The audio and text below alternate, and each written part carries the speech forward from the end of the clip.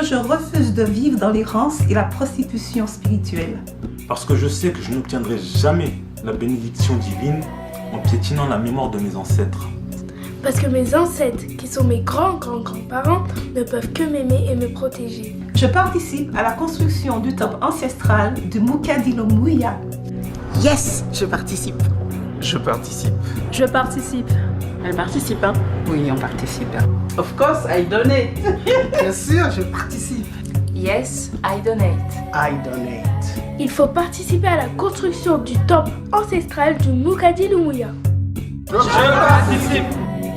L'unité est notre but, la victoire est notre destinée. Unity is our aim. Victory is our destiny. Mbote mingi na balani na biso émission Afro Lumière to sepeli ete na ngonga o bozali déjà ebele botondi liboso ya ba TV na bino atina ya kolanda émission na bino bolingaka mingi émission oyo elobelaka makambo etali baindo émission oyo et abordaka ba sujet nyonso oyo etali bomoi ya ba noir to pe ya ba africain ndebo na mokolo mwa lelo lokola bomo mesano to yambaka ba ebanso bazali na makanisi ya malamu oyo kosunga biso na tina ete totombola ekolo na biso pe kotombola mabele na biso Afrika pona nini te lolenge na biso ya kovivre pe ezala améliorer lokola bato nyonso bavivaka na mokili nde na mokolo mwa lelo toyambi moko pe oyo balobelaka baindo oyo pe babundelaka mabele ya baindo nde tozali na bango awa na bango nde tokokabola masolo na biso ya mokolo mwa lelo nde wana tokei kopesa bango mbote. Bonjour monsieur Norbert Yamba Yamba. Mbote ndeko. Merci na ndenge bengi singa poto so makambo etali ekolo pe bomo ya baindo pense. Nde wana bosili komona invité na biso ya mokolo mwa lelo na bango nde tokotuna mituna oyo botindelaki biso na ntina ya kotuna bango mpe bokozwa biyano na bino. Monsieur Yamba Yamba, bozali pe moko babundelaka baindo, bozali pe consultant et expert na développement durable, mais na nyonso wana bozali kokamba pe lingomba oyo babengi NVP, nouvelle vision panafricaine. Nde yango kokota penza na bozindo ya masolo na biso peut-être so nano mokuse nouvelle vision panafricaine elingi koloba nini bolingi penza bo limbola nini na kati wana NVP nde nini? Merci ndeko. Merci parce que likambo ya baindo ebandi lelo te. Oyebi ke baindo baza ya komona passe na kokende na histoire penza te avant Jésus-Christ ndenge Égypte antique oyo ezalaki pays ya baindo tant tozali na makasi tozalaki na bwanya tobande kokomone mokili mobimba mais après wana tozalaki ba makokoso mais depuis 15e siècle tokotaki na processus ya esclavagisme tokoma ba esclave bile bandeko na biso bakende na mikili Amérique bateka bango mpona mpona basala ba plantation lelo soki par exemple en Afrique Caraïbe ezala Guyane ezala Guadeloupe ezala na ba Antilles de manière générale ba Nouvelle-Calédonie ba Haïti ba Jamaïque même na ba Colombie wana en Amérique okuta baindo ba esclave ba kende kuna takenda kuna lokola baumbu ba kende kuna lokola baumbu ba mema bango pote lokola baumbu basa misala na bilanga ya mindele bateka bango et na bango soko que par exemple histoire récente zola que na ba Congo wana na Congo central et bien bato bala minene mingi te professeur Mabiala sa qui étude à mon qui était ebele ya bato bazaki minene tango wana babanga bango na lompoto amande misk bazaki bango bateka ki bango etikalaki ka bato nzoto mike etc. ngomona donc ebele bato ba Congo ba minene mamimi te. C'est prouvé scientifiquement. Pour l'année, bateau ebele comme parce que qui lié de départ ba kende mingi kuna. Et bateau ba ça même na ADN et pas ba noir américain, ça prouvé effectivement que ebele ba Congo. Mais écoutez, Afrique tanga liboso tanga kala ezalaka le pays ezalaki koleka bato baki ebele koleka tozalaki dans les 800 millions d'habitants ntango ndele aye basali makambo wana badéporté biso plus de 300 millions lelo kutu nde tobanda ozonga tozala na niveau tozala nango lelo mais après kaka en Afrique après esclavage wana po batravailler na plantation basali na révolution industrielle créer autre colonisation pour te bazwa biloko na biso ba ressources na biso bakende batravailler na industrie na bango et puis tant que autre l'indépendance de créer to bongi mondialisation ba dominer biso à travers biloko na bango et côté pas biso to ça c'est forte et puis to ba na kubika kana biloko na bango.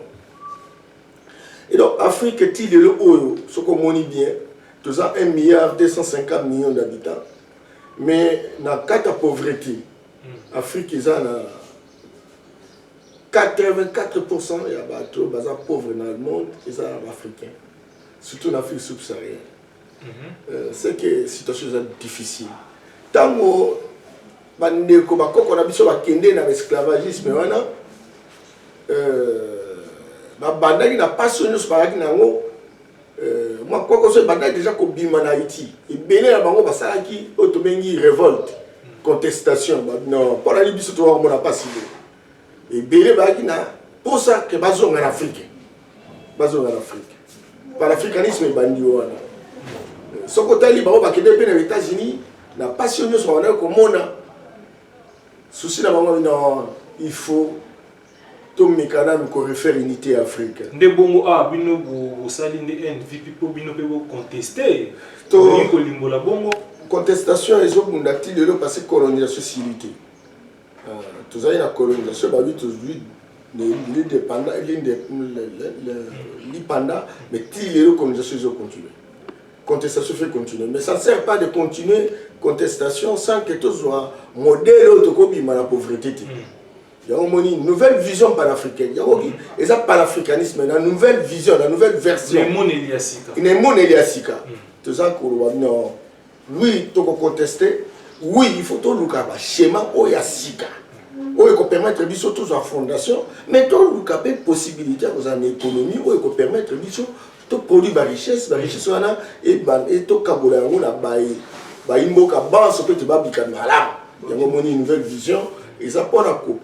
Permettre que l'Afrique ait une unité africaine, les États-Unis d'Afrique, Marcus Garvey, Bayango, Kwame Nkrumah, Modibo Keïta, Sékou Touré, Lumumba, Colonel Kadhafi, Thomas Sankara. Donc, il y a pour que l'Afrique est comme Moko. Parce que Monique mon nene gazana biso bazo sala tout que biso to kabwana toko ba petit pays pour on ba dondo na pour bango siko ba kabwana biso ba meka ko zo ba richesse ya biso etc. Kasi ko tozaki moko ba ko traiter na mutu moko moyen ba kabwana biso de bazo saka na biso lelo ya moni nouvelle vision et ça pour la koluka to mettre fin la colonisation là. Mais tout le cas, une nouvelle stratégie qui permet que l'Afrique s'organise. Mais bon, mon pays, mon État fédéral, pour tout respecter le Kokorabiso ou Babunda pour l'Afrique et le Gosso. Matondo mingi na bandeko balandi.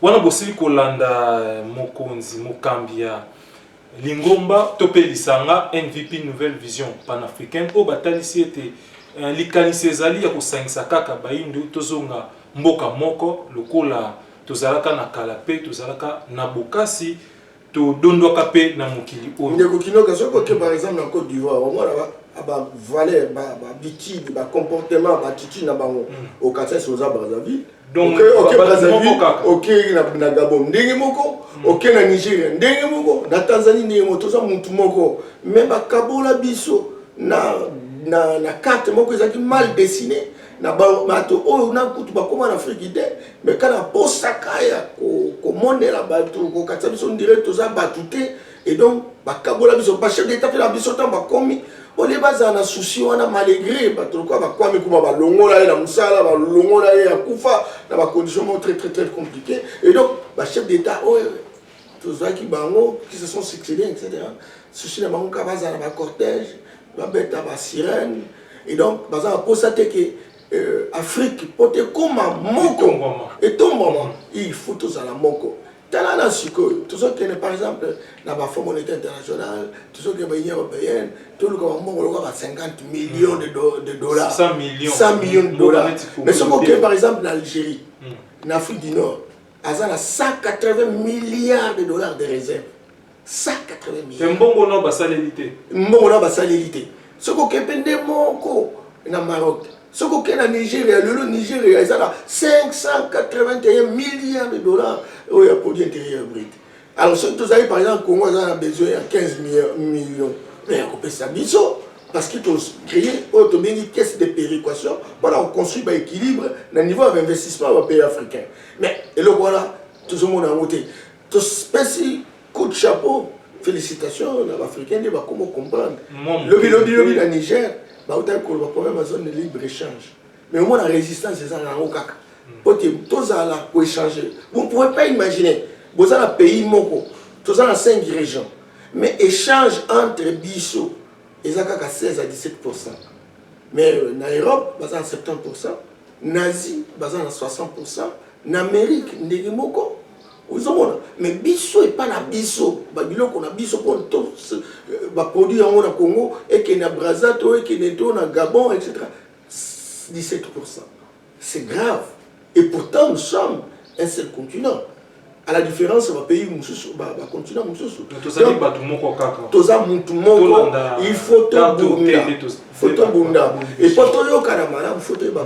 Ni nango bazaraki, kusala ke baza mutu moko, to yeba ba valeur ni nango bakoko na miso bazaraki, ba tradition ni ba coutume ni nango bazaraki. To koma penza wana nde bandeko bazwi bakwa ko landa biso kaka sikoyo. Tozali nande ko yamba yambo tozali ko sula matali Afrika matali bomo ya baindo. Nde ba numéro ezali wana mituna na bino nyonso ekokomela biso pe tokotuna bango. Kasi nde ko yamba pourquoi vous défendez le panafricanisme?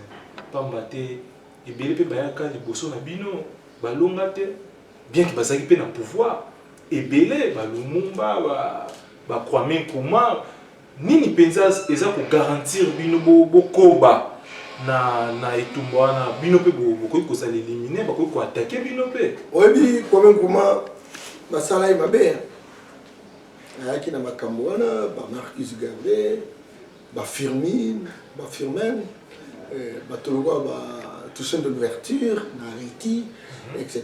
ba bunda solo tozali na monde moko ezali dominé dans l'occidentaux jusqu'à présent mais attention ce que le monde a changé parce que les tous na occidentaux ba moko to ba Europe na Amérique du Nord les autres commis na Asie ba opé ba ça en Amérique latine to comme la puissance nazi kuna ba puissance comme belé etc. Donc tout ça sur le monde unipolaire tout comme une multipolaire c'est-à-dire plusieurs puissances et d'émergence etc. Donc marche et manœuvre est impossible biso na ba chinois tout ça ils peut coloniser ba connaît ba na difficulté ça a malgré ba puissance historique mais tant qu'on va décider ba bino sikoyo au moyen de continuer tous ont akaba valeur ya mindele tous ont akaba ba tradition na bango tous ont akaba coutume na bango to luko ya bakoko na mti lelo ba chinois ba koma na niveau ya kosala métier na bango ba technologie nyonso tozomona par exemple ba nzela ne bazosala eza ya bango kotonga mandako eza technologie na bango eza ba occidentaux te Inde ezalaki pays moko très pauvre baza lelo 1,3 milliard d'habitants nana kanisa que le Inde est la puissance mondiale mais non il faut tout zonger là beaucoup pour la biso et il y a un moment où ceux qui par exemple américains européens bazo quitter par exemple bazo qui na Inde va se faire soigner la médecine indienne vous savez or biso par exemple tout ça Afrique tout ça en plantation pour ça et pour toute l'histoire de la biso et ce qu'on par exemple na Mali au comment nous sommes puissance, c'est un peu comme l'histoire de Soudi Atankeïta. Les Maliens, on a déjà le 12e siècle, le 13e siècle. Basé la charte et la droit de l'homme. Ou on a écouté le mot que ça dans l'Occident. Soudi Atankeïta, mais que charte et droit de l'homme, il y a 44 articles. Les gens disent non, droit de l'homme, c'est si, droit de l'homme, oui. Mais ils sont là, non. Kenya, dans Mali, ou en Empire Mandel. Autobengi par exemple badongo ndenge okomona ba niveau ya construction tango wana bazala ba grité bazala eloko moko te mo basale là kende na ba Égypte antique et ça ba Égypte ya ba tapembeti tango wana ezaki ba noir après ça ba migration ba pyramide et ça ba momie wana mais eza biloko moko ba no sale mana ki génie moko ko sakana te batoka ba Pythagore batoka ba Thalès Batoko la Hérodote, Batoko la Platon, et Bénin la ça 20 ans, 22 ans, 30 ans, dans cour à Pharaon. Parce que tant qu'on a en Égypte antique, pour nous à Pharaon, il faut aller ridi, autobéi bavata, savant. Et puis la pemé na eux aux ana bata bonya, baba on ba grand prêtre. Bato bazo ta Grèce, bazo ya wana, on a ba kotanga. Ndezo rasaya bino pena ke boko bana etumba o yango so pesa bino ba assurance que nde bolobaka ba milimo na bino baza ko accompagner bien que ba o pe basala ke tumanet yo ba misusu abumaki bango mais bino bo telemina MVP bozo koba kaka na nzela wana bino bozo banga te boza na ba assurance to moni te ba assurance ka ko respecter ba koko na biso parce que ba ndenge bitu ba ne ko salema mingi ba bandeko ba koko ba bazali na connexion na ba koko na biso izaki bitumba mingi ya nzoto. Et bien, ce que biso toyebi au-delà ya nzoto, il faut spirituel. Esprit ba ko na biso bazali. Oyebi que monde ne tozo vivre et ça na monde angélique na bango. Batu nyos na race, et ça na entité na bango. Et chaque entité ça na ba continent na bango. Et ça na ba père respirateur na bango. Et ça na ba esprit d'inspiration na bango. Biso pe to katai ke tam susu mundele, nde azala nzambe nzambe na bango to sambe na bango bongo siko ba pesa ka biso to sakerer et bien nzambe nenga za grand architecte ta wasali yo noir c'est ka une signification qui noir ça wasali yo jaune a une signification jaune ça wasali yo blanc a une signification qui blanc et dans chaque entité a pesi bango possibilité nyoso bogo ko se ko immerger ya mo di biso wa noir ta na mata match Ghana bazobeta isa Congo te ba o mettre en France sushi na yo zaka Ghana gagné et ça makila pour boza le poso le poso moko et donc tout ça na molimo moko tout ça esprit moko c'est très important de connaître mais c'est yamba bino bozo mona te que cette remise en cause ya makambo nyoso bino utalisa kana surtout na système éducatif. Mais j'ai l'impression que bino na bino baba intellectuel beaucoup sangana et puis bo banda ko encadrer bano bazobota ma lelo na modèle na bino kasi tout ça comme tuna où est-ce que vous allez puiser la matière beaucoup de matière wapi ya otangisa bana o ba kokamba fika lobby soki te bozora matière ou monde la tangisa biso nabi ya ba fusée zaki ya laissé là 30 ans ils en est ya fusée le l'autre bana na wa salo fusée le hein ils ont battu babana pour ça la fusée combien de découvertes basali lelo oh ils il y a 30 ans il y a 20 ans il y a 10 ans ndengo moni biso to bali comprendre et ça biso de to bali mangambo ita oui bi histoire ba kimpamvita tout besoin matière wa ba otangisa c'est la mikanda pesate to ebi ki maman qui pamvita ya ki pamvita ndeni to ebi Simon qui donc qui mba ndeni papa qui Simon qui mba to changa ba Simon ne komita passe changa wa biloko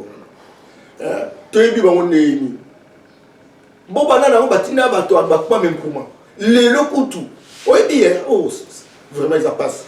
Lelo, il y a 500 livres. Et comment il n'y a pas panafricaniste.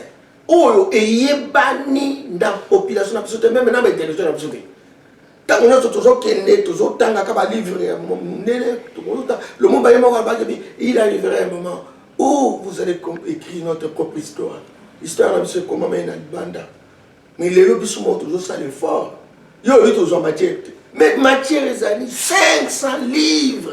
Il y a l'Afrique, on a 500 livres. Non, 500 livres. Bon, c'est que makambo ozoloba wana na age ntango tomo ya 10 ans 20 ans yo koloba yango tokokelela yango soni sincèrement yo na age na yo ozolobela yango ozomona yango eza fierté to biso tomiboyaki tokanisa ile oposo na biso tokanisa bakutime na biso tokanisa bapratique na biso eza biloko ya soni il faut toseka lokwa mondele il faut tozwa nkombo ya mondele il faut tolia lokwa mondele tokanisaki bango nde bautali likolo bakuta biso na se mais ce que tu comprends que ah ce que tu vas dire qu'il y a un activiste par contre encore que tout faut améliorer parce que tu vas retirer des mots tu vas vivre tu vas kende tu vas attendre on a fait pas comme sous mais il faut monter ça là fondation rien papa yo comme waka kaka boy oza na référence mon côté na bien kenya na mamboka na biso ndeko boîte ozomona boîte na fleuve bato wana bolongwa kisangani tiki ça ndele na za idée nano ngwa yebaki ki na zamba nzete oyo soko zu yango kosala boîte nzete okuno kosala boîte te nana ngwa yebaki bango eza ba découverte eza ba inspiration eza spiritualité na bien kene na bamboka ndeko kinoka okuta batonga bandako ya bakasa ya bandele maintenant na yebaki bango ki le kasa oyo ko permettre que soko tiango likolo ya ba toiture ma ekoleka te nani eza découverte ndeko na ngai na bien nani soki ngala kendeki na côté Gemena na nzela akula tango guerre salemaki bazaki suna ba machete te parce que bemba mutama sumba ko côté que ba machete kuna mais basala ine non ba forgeron ba kotire non basali ba bimisi moto bazako fabriquer ba mbeli ba machete ba bêche, ba pao, etc. Mais c'est cette intelligence-là. Et que n'a simplement parce que tu as qui est lié à la mission pas mondele. C'est que tu as wapi. Mais pourquoi on a besoin de vivre pour mais c'est un bayamba. Biso na bino to ebiki même nos ancêtres ont échoué dans leur pratique. Ba échoué qui ti ba dominer biso petit lelo. Bon mon dire que sengeli tozwa oyo baninga batangisi to améliorer mon ndenge. Non, le monde est rotatif. Le monde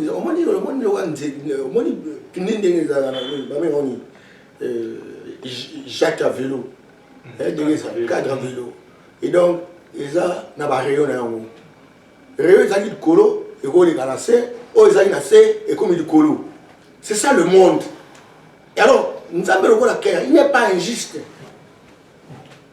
Hégémonie, puissance, elles ont ça par rotation.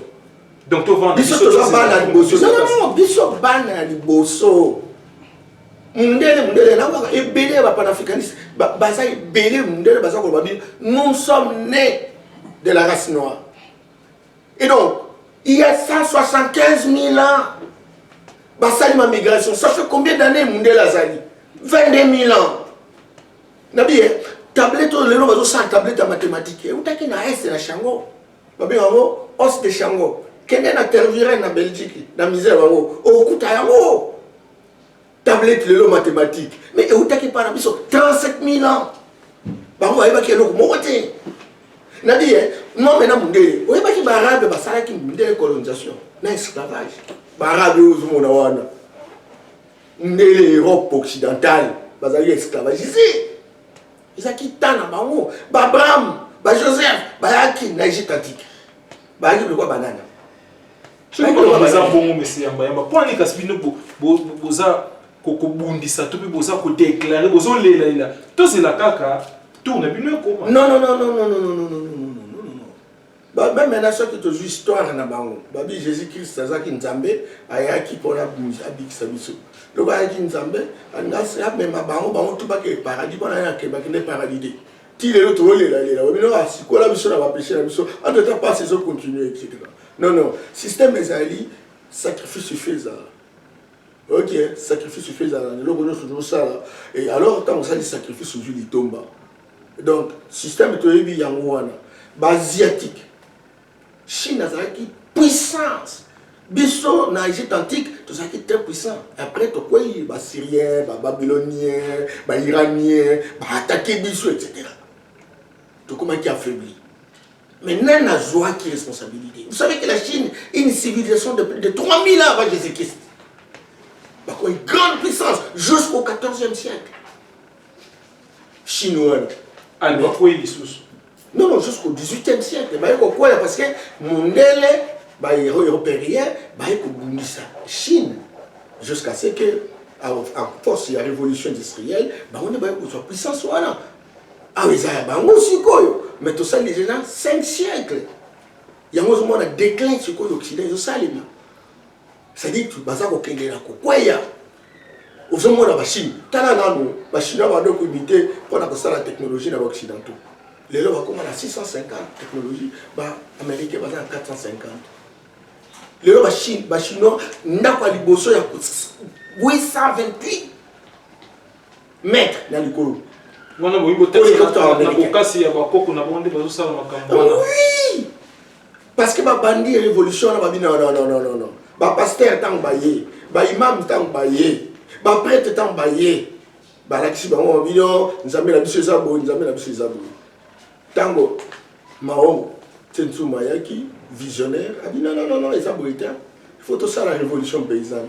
Après la révolution paysanne, tout ça la révolution culturelle. Allez, les imams boken, les pasteurs boken, les prêtres boken. Parce que bien sûr, tout ça qui est dans ma cambomitan. Les cambaliboso, ils allient religion. Religion, ils allient l'organisation, religion, c'est organisation et abattu. Monsieur Mbona, beaucoup de boulot économique à battre. Religion, battu baebi ezali ete makambo ya nzambe. Nzela ya kolanda mukano ya nzambe. Les organisations, oh salemi na battu, et bazo faire croire que à travers bango bakokoye banzambe. Religion est différent de la spiritualité. Spiritualité, c'est lié loko likabo moko nzamba pesa ki na mboka na mboka pa yeba kuyeba environnement na bango baluka ba solution pour te babika ndenge eloko bani. Et donc bisoto yambi religion bango yebiso non. Spiritualité na bino les antina mon côté to yeli bino religion yango ezala spiritualité bolanda kaka yango. Alors on dit tant que ezalaka kala soko ke na village parce que nous bozo bota na ça boyebi mingiti na village au mona batu bazala nzala ba lobby na butu bobote ba lobby na ba koko na biso ba kena zamba ba na nyama batu bale ba oki plaisir mais religion wana et comment il déjà que ceux qui par exemple olingi au sala likambo na sa skolo bara ba centre ba non aux andoki alors aux andoki bango tango bazala wana ba mentalise ba ali téléphone bazo sala ba ke likolo 404 milliards de kilomètres moto bazo ba baza andoki.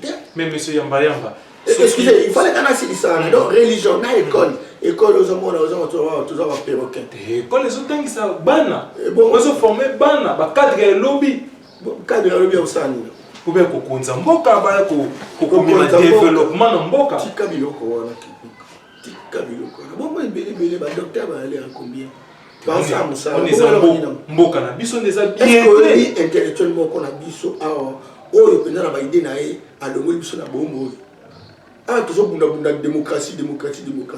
démocratie ya mo ya malungati tango no to sa ba élection toujours bunda ba bazo kufa yo moni muntu aye na idée mo ba bibo awa surtout sali boye ba koko na so mando sali boye tango ba no sali boye moi démocratie moko ezaki en forme ba koko to moderniser on peut tout mekana to kende to zo ntu ba problème to za et l'autre côté école wana eza école de répétition papa eza école de récitation eza école de perroquet eza école ya ko permettre biso ko to zo omi ndele tango aye école wana ezali ka ke aza ba komi to yango moni ata oza na poto aussi 6 classes oza docteur en électricité mais oza ka na phare de nos chemises na CV na oza ko bika musala eza modèle école basala biso ko basaka na biso to tika ka ba komi en dehors école wana eza modèle ya démocratie modèle d'organisation politique ya mboka bakoko na biso ba vivre bazaki zaki ba empire bazaki ba royaume mais ba bika ki malamu mingi mais biso to ye to imiter ba français to imiter ba américain to imiter ba belge etc. Or bango bazana vision mususu bazana civilisation mususu bazana âge culturel mususu et tant que linga to sa démocratie le quoi bango et c'est tout ça va avancer mais c'est un moyen bolimbisi soki bo lolenge no kotela makamba de bazolanda ba komona ete wana eza emoni na bino kaka pamba te awa na kolanda bino bozotalisa ete bakoko na biso baki penza makasi bapuissant mais actuellement bino boza na bilembo ou bien biloko ezolakisa ke bozalaki makasi votre patrimoine culturel et scientifique oyo ezokumisa na lelo eza wapi nabi ezali namonaki ntango tozotala YouTube nayebi te soki bakotia yango ndele baye na Côte d'Ivoire bakamati statut bikeko na bikeko wana soki mwasi ata obotaka 130 soki osimbi kaka oboti mwana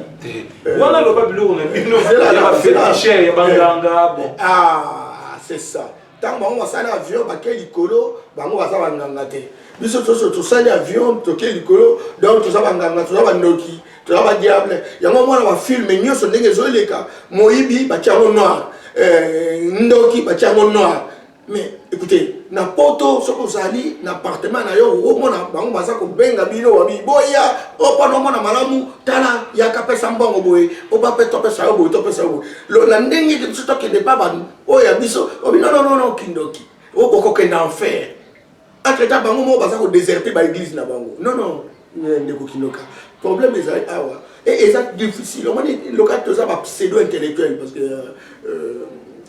intellectuel bazali professeur bazali auteur bazali mais c'est aucune trace. Écoutez, il faut pas comparer les incomparables. Quand on est abruti fondationnel, on n'est pas intellectuel. Il y a des abrutis fondationnels, c'est-à-dire au stade où on a 5 diplômes de doctorat, mais on a la fondation. C'est comme ça que on a toujours perroquet qu'on répétait comme un cabo au bazo ipsayo. Et Bolayango de Yélibiso.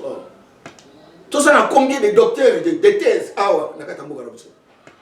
Ah, après, le coup, combien de l'eau, comment on a un coup pour monnaie la route, non, nous avons la théorie, à Makambo, Batangate, à Mundele. Et puis après, donc, le coup, la bataille, pour bataille, pour baser mon côté. Et donc, moyen d'interroger l'environnement à Bissau, Zambo à Bissau. Et ça va nous être combien? Qui n'est pas traditionnel à Bissau. Parce qu'on y a mis ça, va nous être monsieur aussi ça aussi. Mais quand même, tu es moni, moi, qui c'est, il y a Ebola. Mais pas intellectuel na biso to bani komeka déjà ko ça il monde non oui non mais Ebola là qui soit na bandi dia américain oui bani même na Libéria tango basali yango américain mo bakoya ki malade bakende ki na labo etc. ba monaki donc ils a eloko susu ya mutu mongo te ils a eloko bazo travailler en équipe mais cela n'empêche pas qu'il y ait des spécificités pour tout ça quelque chose grandiose. Je n'exclus pas ça. Mais je dis que si chaque fois que nous avons un problème, nous n'avons pas une pensée autonome, comment pouvez-vous imaginer? Notre droit, il faut changer quelque chose, il faut monter ce qui est. Et ça fait des années. Ça fait des années. Bilemoni ezo la sakibino ozali makasi. Ata moko ezo mona atendeni ba utanga na bango te Jean-Jacques Rousseau. Bino ba bubundela ka makambo abo. Ola kisi biso eloko moko na bien théorème de Pythagore. Théorème de Thalès. Bilo wana utaki wapi? C'était dans la cour de Pharaon. Bango bazwaki yango ba tie ba kombo na bango, ba diffuser yango. Ozomona. Donc makambo ne nazo yebisa yo, il faut ebanda elobama. Pour plus tout ça qui tout ça dit déjà 5 siècles. 6e siècle tout ça va être domination de l'Ougou. Et biso bana lokola biso, ba lokola bino etc. Bo kataka en dehors ya mundele et l'autre monsieur les a cité. Et donc, biso, il faut tout ça dans un mouvement. Il y a une église noire et comme il y a un mouvement culturel noir et comme même les noirs aux États-Unis, en Amérique, en Europe, etc. Non, tout le continue nous comment serait-il possible? Ce qu'on a en Hollande, ce qu'on a aux États-Unis, ce qu'on a en Jamaïque, ce qu'on a en Colombie, ce qu'on a en France d'outre-mer. Au Kokuta, Banoir Bazakuna, situation Zakandé, pays net, par exemple, Haïti, ils sont indépendants depuis 10 siècles. Mais situation est là. 3e siècle, donc situation tout ça, on a aussi que Kinoka. Et ça, question a commis tout là. Place il y a un autre koya. Pour que tout le monde koya na religion parce que tout tika religion la spiritualité c'est la capacité d'intuition ya koya environnement ndenge ko ça. Deuxième côté école, 3e côté système politique, 4e média. Dans les médias, on est dans le bango bakomi bapede bino nyonso bokomi bapede bango batika mitakala bino nyonso bokomi botika mitakala bande on a réussi bazo signaler biso ke boyaki na élément moko wana ifali bocha toyebi te soki élément ngo yango wana botalisaki biso ya ko oyo botekelaki soki mpe bayibaki bikeko na bino bamimaki na poto ezosunga toyebi te élément boyaki na yango mpo bandeko baza na régie bakoka kobalanse élément wana. Tout à fait nakendeki na garçon moko aza français. Je salue monsieur Gaël. Tozali na ye na maindombe na kote inongo tokutaki prophète moko aza botolaka bato ba statuette etc. bikiko na bango oya bakoko nyonso pe botumbaka. Alors il y a camarade na ngai biso na bi monsieur Yamba bakona nini mbino boza ba leader politique bozotika makambo oyo bakoko na biso tambayaka baboti bino nyonso ti lelo babiloko na bino eza mise o yango nde eza protection na bino siko baventure mosusu bakomoya bakomobotola bino nyonso botika na lelo boni nango teke bino boko disparaître dans mokili parce que comment pouvez-vous imaginer un peuple qui voudrait avoir un progrès sans socio-spirituel? Oh, tout ce qui est spirituel baza kobotola ngo baza kotumba yango. Et donc, alors, Sikoyo, attention, parce que moi ça fait 25 ans que je suis dans les réseaux internationaux.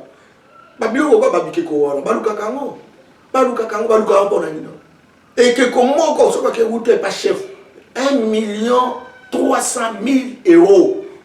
Ça belé le loba ça même dans la satellite. Ça ngo na utako ebisoki et keko mbale utaki na Côte d'Ivoire. Soko simi yango Ozuban. Atobotaka. Moi bakindo kinemi uche na kati. Na élément kasi so babengi aux États-Unis la téléphone Android on dit mais là tu te guider. Kasi so ngala du moi nzete na bengi obita kindoki. Ndele très malin. Si ko to comprendre yé il faut tous à la connexion là bas c'est la biso ba koko na biso tous à la compter pour tous zongi ça gêner la biso. Tous là les mots bino boyaki dango ponga zone di matière mutabota ata simbi bikeko na bino wana aboti bandi kuna régie bocha no élément o ndeko yamba yaki na yango bongo toko commenter yango tant toko zonga awa. Des statues qui font des bébés. Alors dit comme ça, cela peut faire sourire. Et pourtant, des dizaines de femmes le jurent. Elles seraient tombées enceintes après avoir touché 2 statues africaines de la fertilité. Nous sommes en 1994. Une société américaine importe 2 magnifiques statues d'ébène de Côte d'Ivoire. Cela pour les exposer dans le hall d'entrée. La suite est à peine croyable. Ces statues africaines seraient dotées d'un fabuleux pouvoir. Elles assureraient la fertilité à toutes les femmes qui les toucheraient. C'est arrivé à tellement de femmes, c'est inexplicable. Pour moi, il n'y a aucun doute. Ces statues ont quelque chose de spécial.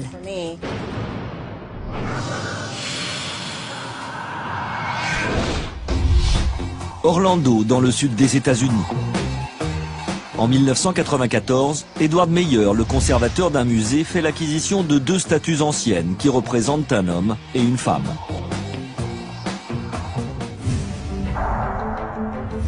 Ces sculptures en ébène proviennent d'une tribu africaine située en Côte d'Ivoire. L'homme tient dans une main une mangue, symbole de la fertilité, et dans l'autre une épée. Quant à la femme, elle porte un bébé sur ses genoux. C'est un roi et une reine. Selon une croyance ancestrale, ce couple souverain serait symbole de fertilité. Plus étonnant encore, la légende dit que si une femme passe entre les 2 statues et les touche, elle tombera enceinte rapidement. On les a d'abord mises dans nos bureaux, parce qu'il n'y avait pas de place au musée. Et en 13 mois, 13 femmes sont tombées enceintes après avoir touché les statues. Alors qu'elles ne cherchent pas à avoir d'enfants, de nombreuses collaboratrices de la société seraient tombées enceintes après avoir touché les statues. À l'époque, je prenais un moyen de contraception. Cela a été une grande surprise que de tomber enceinte, mais une merveilleuse surprise. L'histoire se répand comme une traînée de poudre. Et le Wall Street Journal se fait même l'écho de ce mystérieux baby-boom. Une jeune mère de famille croit plus que jamais au pouvoir des statues africaines. Et pour cause, pendant 3 ans, Rachel Taylor a tout essayé pour avoir un enfant, sans résultat. En 2009, en désespoir de cause, elle décide de s'en remettre aux fameuses statues. Ma mère a lu un article vantant les pouvoirs des statues. Comme j'avais tout essayé pour avoir un enfant et que cela ne marchait pas, je me suis dit que je n'avais rien à perdre.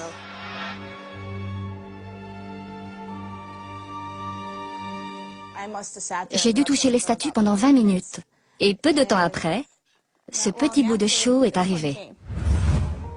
Comme pour des milliers de femmes avant elle, le miracle des statues de la fertilité semblerait s'être produit. Je suis convaincue que ces statues m'ont aidée. Je ne vois pas d'autre explication.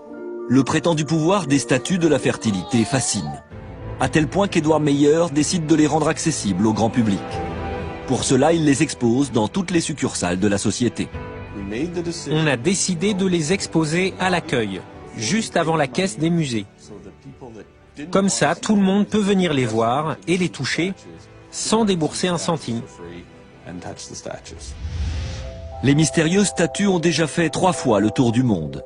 Depuis 1994, plus de 3000 femmes seraient tombées enceintes après les avoir touchées. Impossible alors d'ignorer ce curieux baby-boom, même s'il n'existe aucune preuve scientifique à ce phénomène. Bandeko bosi kolanda elema oyo ndeko yamba yamba amemeli biso mais biso pena to kamwa pour mindele bazo sela bikeko o biso aba da benga bondoki ndeko yamba yamba ebi na bokoko biso bababi kozanga koyeba eza liwa ndamu na tango tozoyeba te tokanisa nyonso kaya mabe ndela ndimali ka papa mate mais kaka sana ba ingrédients na yoki abi ce n'est pas démontré scientifiquement, mais c'est la réalité. Entre-temps, c'est que Simbila Rabumba Mogo, ce qui te dit que Babito Baki, ça t'a dit que Babitumba. Parce qu'en réalité, il y a des Kinoka. Au moins, le modèle de Bassi c'est que puissance, il y a un esprit qui est là. Et c'est l'esprit qui conduit le monde. Religieuse organisation, l'esprit est là comme sous. L'esprit n'est pas Simbila paf à santé. Tant que Babana, il y a non. Kutu Maria Zara qui wana bayo ko santé etc. Biso pe to sa Maria yeka bon directement. Ils ont bilo mongo très simple de konanga. Biso to yaki na puissance ko sakana te. Tala na mutoko longwa par exemple ba fois sende tia koma 2000 km. Na buta ko sala 10 tours. Wana kindoki. Mais oh là là.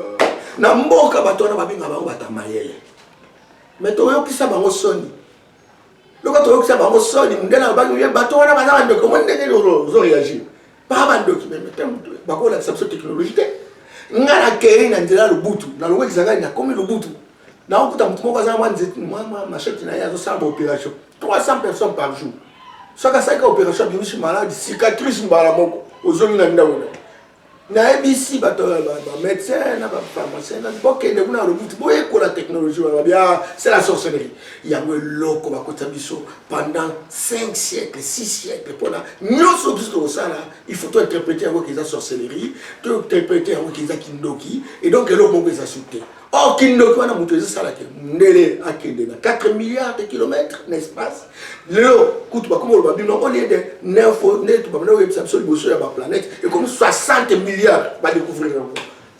Faites attention de Konangaï. Il n'y a pas de développement sans spiritualité. Il n'y a pas de développement sans combinaison de l'esprit et du charnel. L'esprit a toujours été quelque chose qui aide les gens à voir un peu plus clair, à dégager des alternatives. C'est très important. Et donc la métaphysique est très importante dans la vie de la société. Il y a un moment où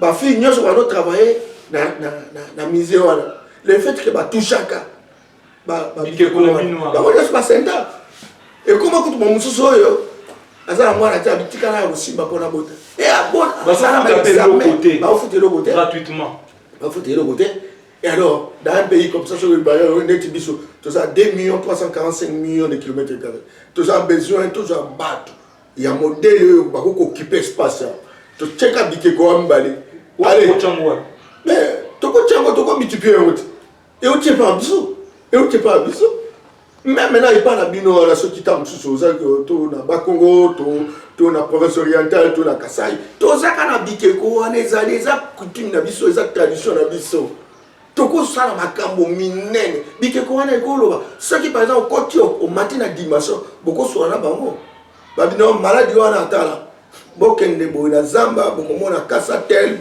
bikeko wana elobaka wana niveau na ya bino kaka bande ko balandi de bon si kolanda bongo penza bozolanda invité mso mukulu lelo ndeko yamba oyo afongoli biso pena makanisi na maimatali bomo ya bayindo ndi wana tozali na bango TV zalingo nga tokomi déjà kubenda suka émission na biso nde tozonge bino ndeko yamba mot de la fin na bino pour émission na biso ya mukulu lelo na bayindo banso bazali kolanda bino bolobi na bango nini pe ba oyo bako Lukaba, quand en contact na MVP basala lulenge nini.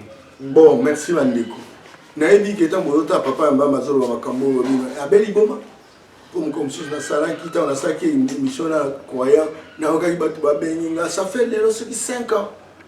Boni, yango liboma. Est-ce que zoye ba sou makambo te?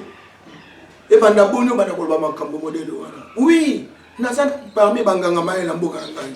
Mboko on a parmi banganga maele les gens de multidimensionnels. Nasani recherche. Je suis parmi les premières personnes. Oh bah ça la formation de ma campagne de développement mboka oyo. Natamboli pe mokili mobima. Plus de 65 pays à travers le monde. Pour apprendre qu'est-ce qu'il faut faire pour la mboko oyo ke liboso. Qu'est-ce qu'il faut faire pour que l'Afrique ait liboso. Bande ko nangai. Na yo za solution, na yo komona ke non, nyoso to ça. Et là comment on va tomber. Comment tu te à classe? Et bien les bateaux battent à classe. Bah c'est ça la classe. Bah ça misala. Bah parce que misala. Et là comment on va dire? Et tombe réponse très. Il nous manque quelque chose. To kabana bakoko na biso. Mboka nyoso ezo kamael na ngo. Ezo kaki génie na ngo. Ceux qui besoin contact na bakoko na bino. Biso depuis religieux il y a, depuis ba école il y a, depuis ba système politique et ou tel banda. Depuis les médias la télévision chaque jour, depuis les écoles ésotériques, le cas maçon, tempélier, réseau chrétien, maïkari, bisoto bossana bakoko na biso. Mais ce qu'on a mboka, attends kambezali, attends zali. Ce qui ba beneli, bokena zamba bozo loka olia. Na tabo toza toujours na contradiction bakoko na biso. Tozo tombate. Yango lobi non, attention, attends ba refinga. N'est-ce que c'est ton cette information? Attends les noter, attends ba koko ya biso ba ko ya na sima. Ba ko continuer et bitumba oyo. Ba china ba mekaki. Ta ba meki le lokwa comme puissance, première puissance économique du monde. Ba indien ba ngona ba comme puissance économique. 5e puissance économique du monde. Bon biso to ko tenter ba koko indépendance. Bazalaki na posa été Afrique comme moko parce que toza mutu moko. Tous en posa qui est le Kouana et Salima. Peut-on revaloriser la tradition de la coutume de biso? Tout ça, la réconciliation de la coco de biso. Au comment on a beaucoup de tambour. Tout ça, la tambour pendant 5 siècles, 6 siècles. Tout ça, la élection de tomber. Tout ça, l'élection, et même aussi sa pauvreté. Non, il faut que ça s'arrête. Il y a un moment donné, intellectuel, les pseudo-intellectuels, soi-disant intellectuels. Les pseudo-intellectuels. Soi-disant intellectuels, qui sont réputés comme des abrutis fondationnaires, des pseudo-chercheurs politisés, Bissot Bans, tout le monde est sola. Tout le monde Makamba Pamba, Makamba Kindoki, Boni, l'ignore qui n'est là qui, puis d'autres disent les latinistes. Celui qui ignore une chose ne peut pas la désirer. Yo Kananu, ça la recherche. Ou mais quand on on peut comprendre que ce qui dimension spirituelle est beaucoup qui s'est développé. Tina on tout s'engager à travers la nouvelle vision panafricaine. N'a pas de quoi faut citer tous ensemble, tout relever des défis. Bah église noire, bah mouvement nyos. Il faut à un moment donné que ça la coalition. Merci beaucoup Ndeko Yamba Yamba na kundima invitation na biso. To banzete to koyamba bino lisusu po na ko pesa biso makanisi na kati ya nouvelle vision panafricaine.